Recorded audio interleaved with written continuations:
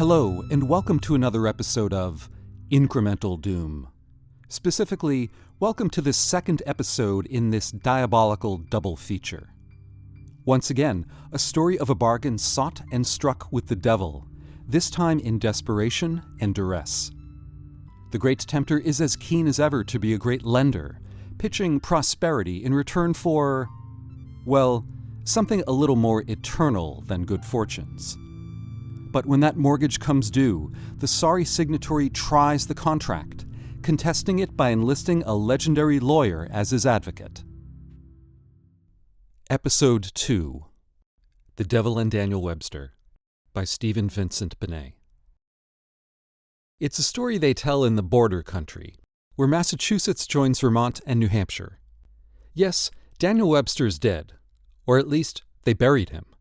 But every time there's a thunderstorm around Marshfield, they say you can hear his rolling voice in the hollows of the sky. And they say that if you go to his grave and speak loud and clear, "Dan'l Webster! Dan'l Webster!" the ground will begin to shiver and the trees begin to shake. And after a while, you'll hear a deep voice saying, "Neighbor, how stands the Union?" Then you better answer, "The Union stands as she stood, rock-bottomed and copper-sheathed, one and indivisible," or he's liable to rear right out of the ground. At least, that's what I was told when I was a youngster. You see, for a while, he was the biggest man in the country. He never got to be president, but he was the biggest man. There were thousands that trusted in him, right next to God Almighty, and they told stories about him and all the things that belonged to him that were like the stories of the patriarchs and such. They said, when he stood up to speak, stars and stripes came right out in the sky, and once he spoke against a river and made it sink into the ground. They said when he walked the woods with his fishing rod kill-all, the trout would jump out of the streams right in his pockets, for they knew it was no use putting up a fight against him. And when he argued a case, he could turn on the harps of the blessed and the shaking of the earth underground. That was the kind of man he was, and his big farm up at Marshfield was suitable to him. The chickens he raised were all white meat, down through the drumsticks. The cows were tended like children, and the big ram he called Goliath had horns with a curl like a morning glory vine and could butt through an iron door. But Dan'l wasn't one of your gentleman farmers. He knew all the ways of the land, and he'd be up by candlelight to see that the chores got done.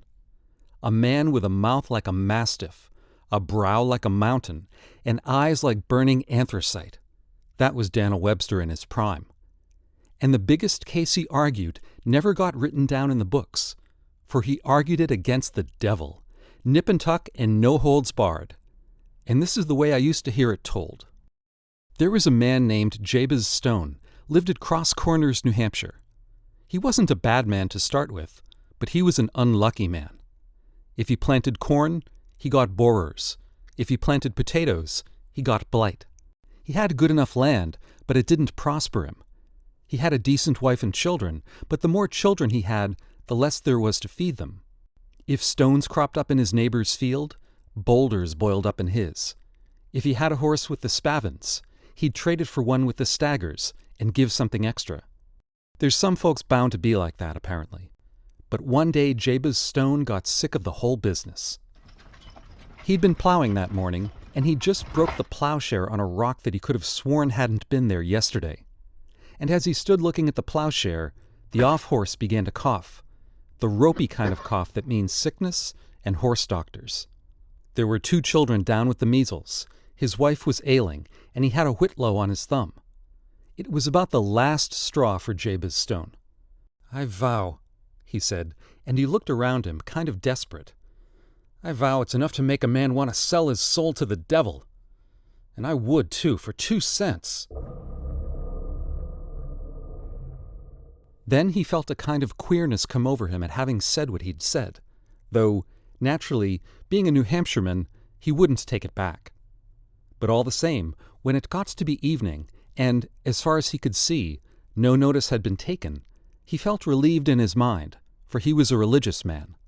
But notice is always taken, sooner or later, just like the good book says. And sure enough, next day, about supper time, a soft-spoken, dark-dressed stranger drove up in a handsome buggy and asked for Jabez Stone. Well, Jabez told his family it was a lawyer, come to see him about a legacy. But he knew who it was.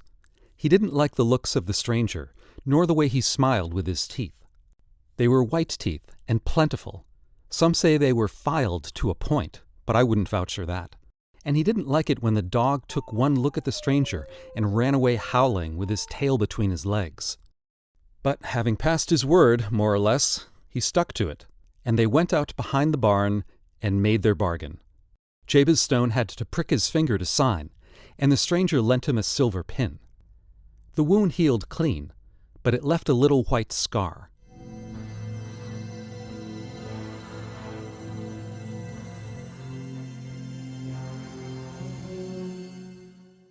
Two.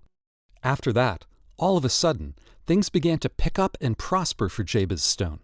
His cows got fat, and his horses sleek. His crops were the envy of the neighborhood, and lightning might strike all over the valley, but it wouldn't strike his barn. Pretty soon, he was one of the prosperous people of the county. They asked him to stand for selectman, and he stood for it. There began to be talk of running him for state senate. All in all, you might say the Stone family was as happy and contented as cats in a dairy. And so they were, except for Jabez Stone. He'd been contented enough the first few years. It's a great thing when bad luck turns. It drives most other things out of your head.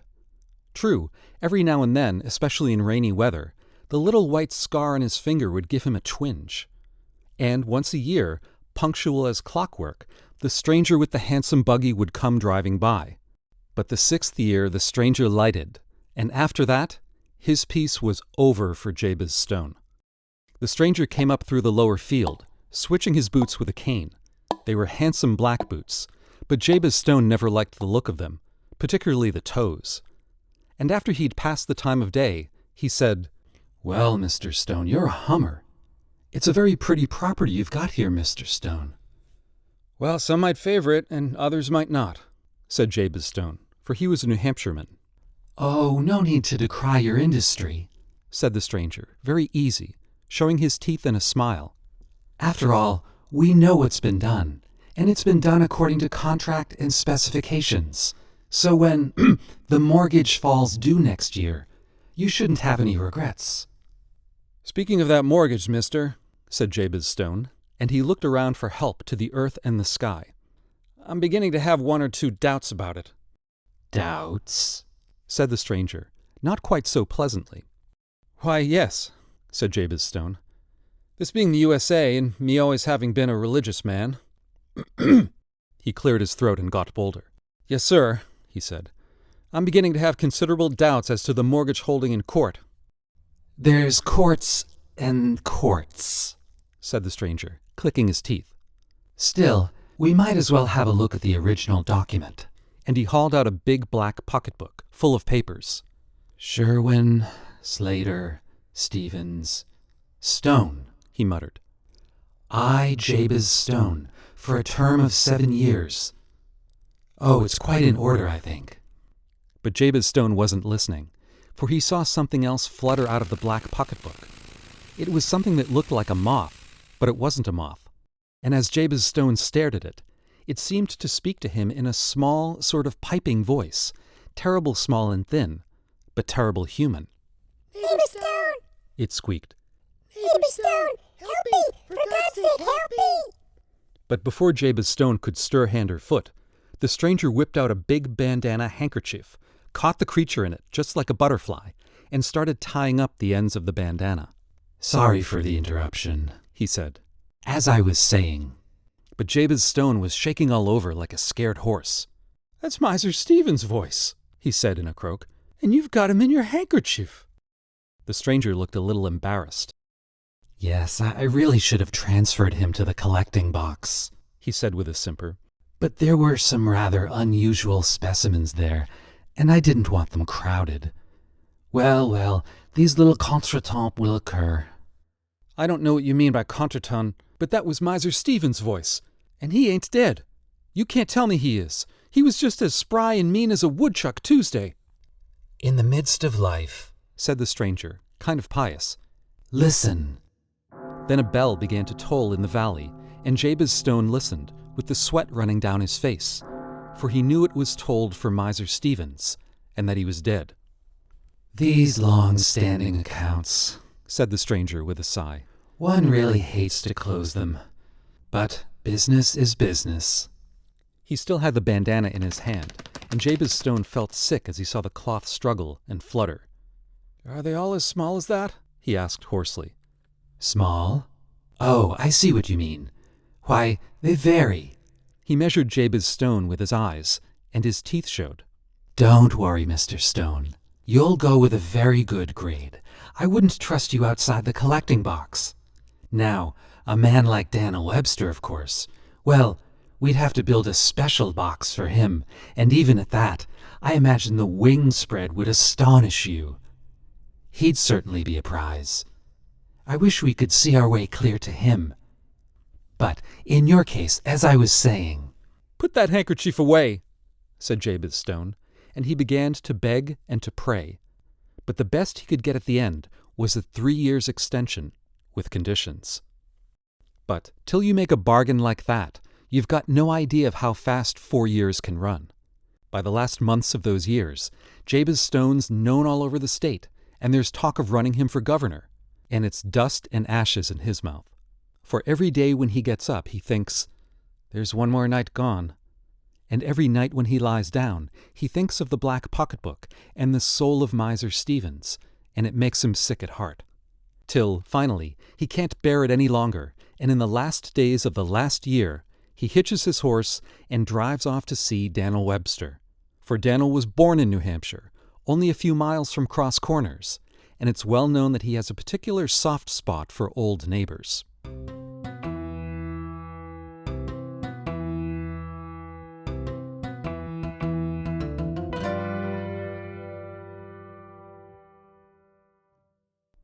Three. It was early in the morning when he got to Marshfield, but Dan'l was up already, talking Latin to the farmhands and wrestling with the ram Goliath, and trying out a new trotter, and working up speeches to make against John C. Calhoun. But when he heard a New Hampshire man had come to see him, he dropped everything else he was doing, for that was Dan'l's way. He gave Jabez Stone a breakfast that 5 men couldn't eat, went into the living history of every man and woman in Cross Corners, and finally asked him how he could serve him. Jabez Stone allowed that it was a kind of mortgage case. "Well, I haven't pleaded a mortgage case in a long time, and I don't generally plead now, except before the Supreme Court," said Dan'l. "But if I can, I'll help you." "Then I've got hope for the first time in 10 years, said Jabez Stone, and told him the details. Dan'l walked up and down as he listened, hands behind his back, now and then asking a question, now and then plunging his eyes at the floor, as if they'd bore through it like gimlets. When Jabez Stone had finished, Dan'l puffed out his cheeks and blew. Then he turned to Jabez Stone, and a smile broke over his face like the sunrise over Monadnock. "You've certainly given yourself the devil's own row to hoe, neighbor Stone," he said. "But I'll take your case." "You'll take it?" said Jabez Stone, hardly daring to believe. "Yes," said Dan'l Webster. "I've got about 75 other things to do, and the Missouri Compromise to straighten out. But I'll take your case. For if 2 New Hampshiremen aren't a match for the devil, we might as well give the country back to the Indians." Then he shook Jabez Stone by the hand and said, "Did you come down here in a hurry?" "Well, I admit I made time." "You'll go back faster," said Dan'l Webster, and he told him to hitch up Constitution and Constellation to the carriage. They were matched grays with one white forefoot, and they stepped like greased lightning. Well, I won't describe how excited and pleased the whole Stone family was to have the great Dan'l Webster for a guest when they finally got there. Jabez Stone had lost his hat on the way, blown off when they overtook a wind, but he didn't take much account of that. But after supper, he sent the family off to bed, for he had most particular business with Mr. Webster. Mrs. Stone wanted them to sit in the front parlor, but Dan'l Webster knew front parlors and said he preferred the kitchen. So it was there they sat, waiting for the stranger, with a jug on the table between them and a bright fire on the hearth, the stranger being scheduled to show up on the stroke of midnight, according to specification. Well, most men wouldn't have asked for better company than Dan'l Webster and a jug. But with every tick of the clock, Jabez Stone got sadder and sadder. His eyes roved around, and though he sampled the jug, you could see he couldn't taste it. Finally, on the stroke of 11:30, he reached over and grabbed Dan'l Webster by the arm. Mr. Webster, he said, and his voice was shaking with fear and a desperate courage. For God's sake, Mr. Webster, harness your horses and get away from this place while you can. You've brought me a long way, neighbor, to tell me you don't like my company, said Dan'l Webster, quite peaceable, pulling at the jug. Miserable wretch that I am, groaned Jabez Stone. I've brought you a devilish way, and now I see my folly. Let him take me if he wills. I don't hanker after it, I must say, but I can stand it. But you're the Union's stay and New Hampshire's pride. He mustn't get you, Mr. Webster. He mustn't get you.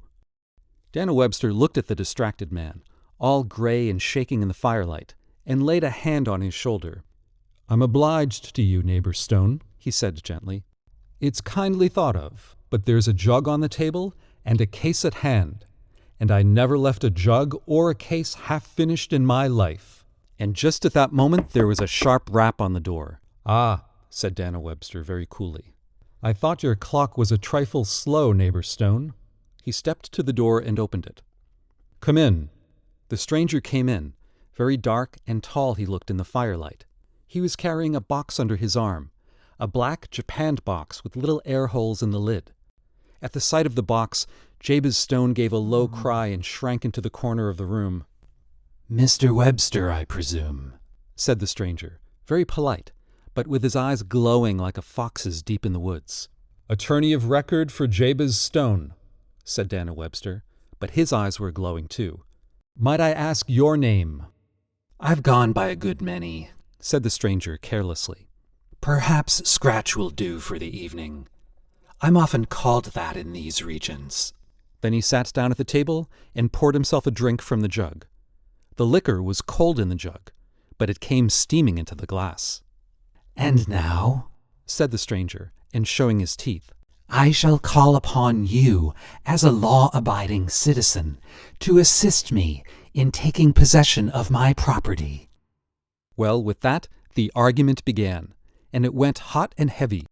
At first, Jabez Stone had a flicker of hope, but when he saw Dan'l Webster being forced back at point after point, he just sat scrunched in his corner, with his eyes on that japanned box. For there wasn't any doubt as to the deed or the signature. That was the worst of it. Dan'l Webster twisted and turned and thumped his fist on the table, but he couldn't get away from that. He offered to compromise the case. The stranger wouldn't hear of it. He pointed out the property had increased in value, and state senators ought to be worth more. The stranger stuck to the letter of the law. He was a great lawyer, Dan'l Webster, but we know who's the king of lawyers, as the good book tells us, and it seemed as if, for the first time, Dan'l Webster had met his match. Finally, the stranger yawned a little. Your spirited efforts on behalf of your client do you credit, Mr. Webster. But if you have no more arguments to adduce, I'm rather pressed for time. And Jabez Stone shuddered.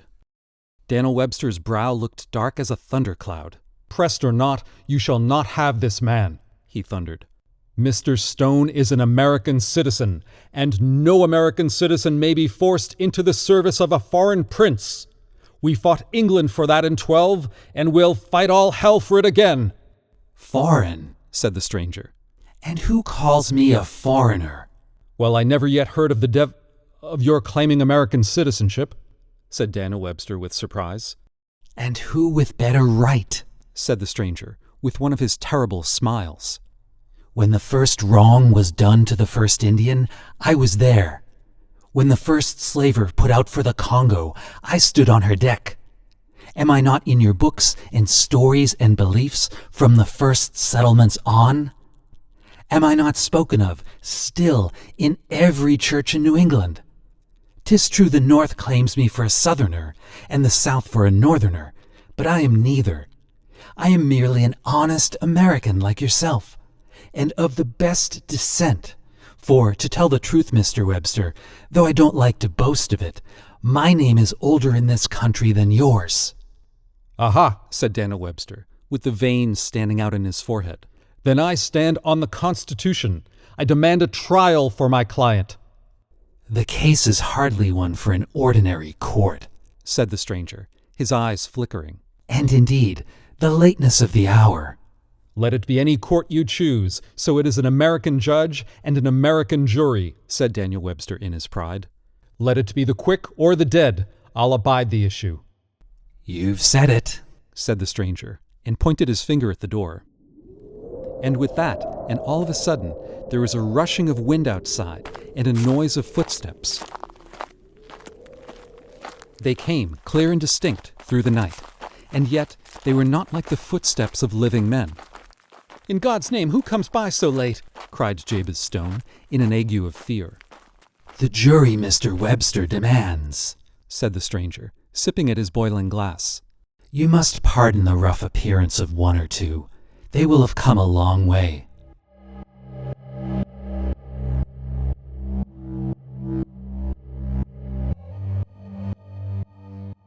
"4. And with that, the fire burned blue, and the door blew open, and 12 men entered, one by one. If Jabez Stone had been sick with terror before, he was blind with terror now, for there was Walter Butler, the loyalist who spread fire and horror through the Mohawk Valley in the times of the Revolution. And there was Simon Girty, the renegade, who saw white men burned at the stake and whooped with the Indians to see them burn. His eyes were green, like a catamount's, and the stains on his hunting shirt did not come from the blood of the deer. King Philip was there, wild and proud as he had been in life, with the great gash in his head that gave him his death wound, and cruel Governor Dale, who broke men on the wheel. There was Morton of Merrymount, who so vexed the Plymouth colony with his flushed, loose, handsome face and his hate of the godly. There was Teach, the bloody pirate, with his black beard curling on his breast. The Reverend John Smeat, with his strangler's hands and his Geneva gown, walked as daintily as he had to the gallows. The red print of the rope was still around his neck, but he carried a perfumed handkerchief in one hand. One and all, they came into the room with the fires of hell still upon them, and the stranger named their names and their deeds as they came, till the tale of the 12 was told. Yet the stranger had told the truth. They had all played a part in America. Are you satisfied with the jury, Mr. Webster? Said the stranger mockingly, when they had taken their places. The sweat stood upon Dan'l Webster's brow, but his voice was clear. Quite satisfied, though I miss General Arnold from the company. Benedict Arnold is engaged upon other business, said the stranger with a glower. Ah, you asked for a justice, I believe. He pointed his finger once more, and a tall man, soberly clad in Puritan garb, with the burning gaze of the fanatic, stalked into the room and took his judge's place. Justice Hathorne is a jurist of experience, said the stranger. He presided at certain witch trials once held in Salem. There were others who repented of the business later, but not he. Repent of such notable wonders and undertakings? Said the stern old justice. Nay, hang them all! And he muttered to himself in a way that struck ice into the soul of Jabez Stone. Then the trial began, and as you might expect, it didn't look any ways good for the defense. And Jabez Stone didn't make much of a witness in his own behalf. He took one look at Simon Girty and screeched, and they had to put him back in his corner in a kind of swoon. It didn't halt the trial, though. The trial went on as trials do. Dan'l Webster had faced some hard juries and hanging judges in his time, but this was the hardest he'd ever faced, and he knew it. They sat there with a kind of glitter in their eyes, and the stranger's smooth voice went on and on. Every time he'd raise an objection, it'd be, Objection sustained! But whenever Dan'l objected, it'd be, Objection denied! Well, you couldn't expect fair play from a fellow like this Mr. Scratch. It got to Dan'l in the end, and he began to heat, like iron in the forge. When he got up to speak, he was going to flay that stranger with every trick known to the law, and the judge and jury, too. He didn't care if it was contempt of court or what would happen to him for it. He didn't care any more what happened to Jabez Stone. He just got madder and madder thinking of what he'd say. And yet, curiously enough, the more he thought about it, the less he was able to arrange his speech in his mind. Till, finally, it was time for him to get up on his feet, and he did so, all ready to bust out with lightnings and denunciations. But before he started, he looked over the judge and jury for a moment, such being his custom, and he noticed the glitter in their eyes was twice as strong as before, and they all leaned forward. Like hounds just before they get the fox, they looked, and the blue mist of evil in the room thickened as he watched them. Then he saw what he'd been about to do, and he wiped his forehead, as a man might who's just escaped falling into a pit in the dark. For it was him they'd come for, not only Jabez Stone. He read it in the glitter of their eyes and in the way the stranger hid his mouth with one hand. And if he fought them with their own weapons, he'd fall into their power. He knew that, though he couldn't have told you how. It was his own anger and horror that burned in their eyes, and he'd have to wipe that out, or the case was lost. He stood there for a moment, his black eyes burning like anthracite. And then he began to speak. He started off in a low voice, though you could hear every word. They say he could call on the harps of the blessed when he chose.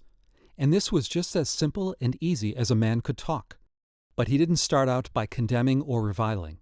He was talking about the things that make a country, and a man. And he began with the simple things that everybody's known and felt.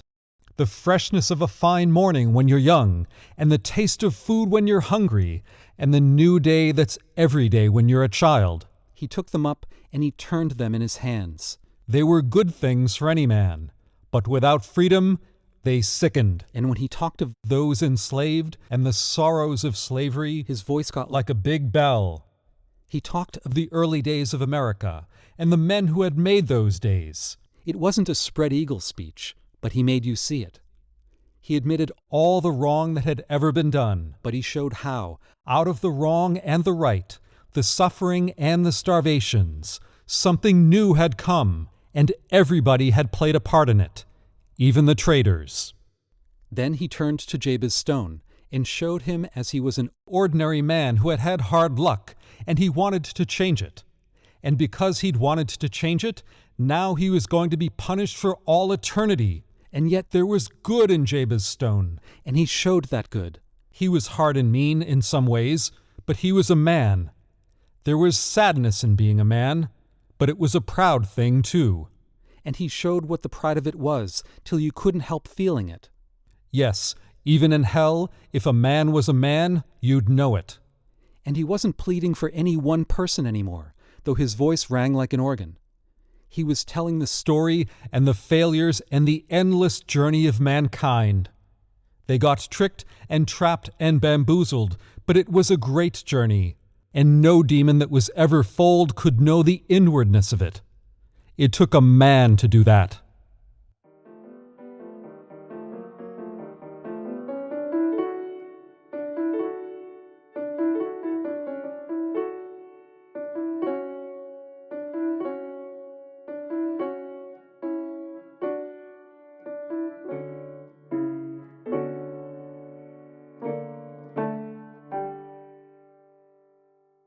Five. The fire began to die on the hearth, and the wind before morning to blow. The light was getting gray in the room when Dan'l Webster finished. And his words came back at the end to New Hampshire ground, and the one spot of land that each man loves and clings to. He painted a picture of that, and to each one of that jury he spoke of things long forgotten. For his voice could search the heart, and that was his gift and his strength. And to one, his voice was like the forest and its secrecy, and to another, like the sea and the storms of the sea. And one heard the cry of his lost nation in it, and another saw a little harmless scene he hadn't remembered for years. But each saw something. And when Dan'l Webster finished, he didn't know whether or not he'd saved Jabez Stone. But he knew he'd done a miracle, for the glitter was gone from the eyes of judge and jury, and for the moment, they were men again, and knew they were men. The defense rests, said Dan'l Webster, and stood there like a mountain. His ears were still ringing with his speech, and he didn't hear anything else till he heard Judge Hathorne say, "The jury will retire to consider its verdict."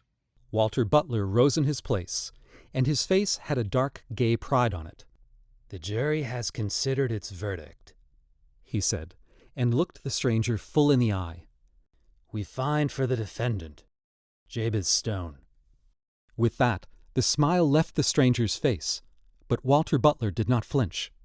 "Perhaps 'tis not strictly in accordance with the evidence," he said. "but even the damned may salute the eloquence of Mr. Webster." With that, the long crow of a rooster split the gray morning sky, and judge and jury were gone from the room like a puff of smoke, and as if they had never been there. The stranger turned to Dan'l Webster, smiling wryly. Major Butler was always a bold man. I had not thought him quite so bold. Nevertheless, my congratulations, as between two gentlemen. "I'll have that paper first, if you please," said Dan'l Webster, and he took it and tore it into 4 pieces. It was queerly warm to the touch. "And now," he said, "I'll have you." And his hand came down like a bear trap on the stranger's arm, for he knew that once you bested anybody like Mr. Scratch in a fair fight, his power on you was gone. And he could see that Mr. Scratch knew it too. The stranger twisted and wriggled, but he couldn't get out of that grip. Come, Mr. Webster, he said, smiling palely. This sort of thing is Ow! It's ridiculous. If you're worried about the costs of the case, naturally I'd be glad to pay. "And so you shall," said Dan'l Webster, shaking him till his teeth rattled. "For you'll sit right down at that table and draw up a document promising never to bother Jabez Stone, nor his heirs or assigns, nor any other New Hampshire man till doomsday. For any Hades we want to raise in this state, we can raise ourselves, without assistance from strangers." Ow, said the stranger. Well, they never did run very big to the barrel, but I agree. So he sat down and drew up the document. But Dan'l Webster kept his hand on his coat collar all the time. "And now, may I go?" said the stranger, quite humble, when Dan'l had seen the document was in proper and legal form. "Go?" said Dan'l, giving him another shake. "I'm still trying to figure out what I'll do with you, for you've settled the costs of the case, but you haven't settled with me. I think I'll take you back to Marshfield," he said, kind of reflective. "I've got a ram there named Goliath that can butt through an iron door. I'd kind of like to turn you loose in his field and see what he'd do." Well, with that, the stranger began to beg and to plead. And he begged and he pled so humble that finally Dan'l, who was naturally kind-hearted, agreed to let him go. The stranger seemed terrible grateful for that, and said, just to show that they were friends, he'd tell Dan'l's fortune before leaving. So Dan'l agreed to that, though he didn't take much stock in fortune-tellers ordinarily. But naturally, the stranger was a little different. Well, he pried and he peered at the line in Dan'l's hands, and he told him one thing and another that was quite remarkable, but they were all in the past. "Yes, all that's true, and it happened," said Dan'l Webster. "But what's to come in the future?" The stranger grinned, kind of happily, and shook his head. "The future's not as you think it. It's dark. You have a great ambition, Mr. Webster." "I have," said Dan'l firmly, for everybody knew he wanted to be president. "It seems almost within your grasp, but you will not attain it. Lesser men will be made president, and you will be passed over." "And if I am, I'll still be Dan'l Webster. Say on." "You have 2 strong sons," said the stranger, shaking his head. "You look to found a line, but each will die in war, and neither reach greatness." "Live or die, they are still my sons. Say on." "You've made great speeches. You will make more. Ah, But the last great speech you make will turn many of your own against you. They will call you Ichabod. They will call you by other names. Even in New England, some will say you have turned your coat and sold your country, and their voices will be loud against you till you die." so it is an honest speech? It does not matter what men say," said Dan'l Webster. Then he looked at the stranger, and their glances locked. "One question. I have fought for the Union all my life. Will I see that fight won against those who would tear it apart?" "Not while you live," said the stranger grimly. "but it will be won.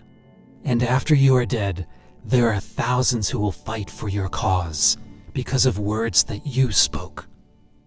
"Why then, you long-barreled, slab-sided, lantern-jawed, fortune-telling note-shaver," said Dan'l Webster, with a great roar of laughter. Be off with you to your own place before I put my mark on you.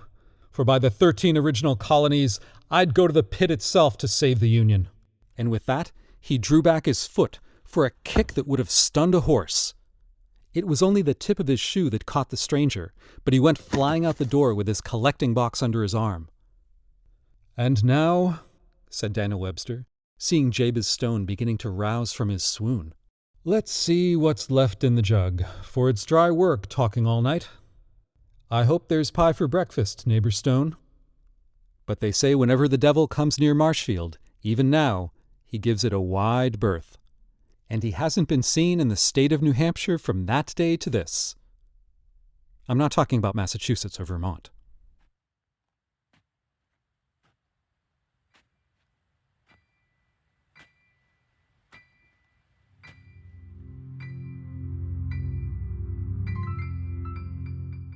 For more tales of literary horror to unsettle you, follow this podcast.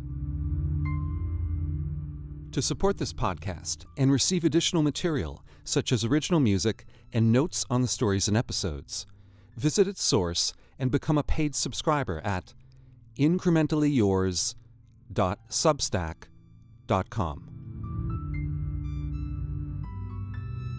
Incremental Doom, Exponential Entertainment. I'm Edgar.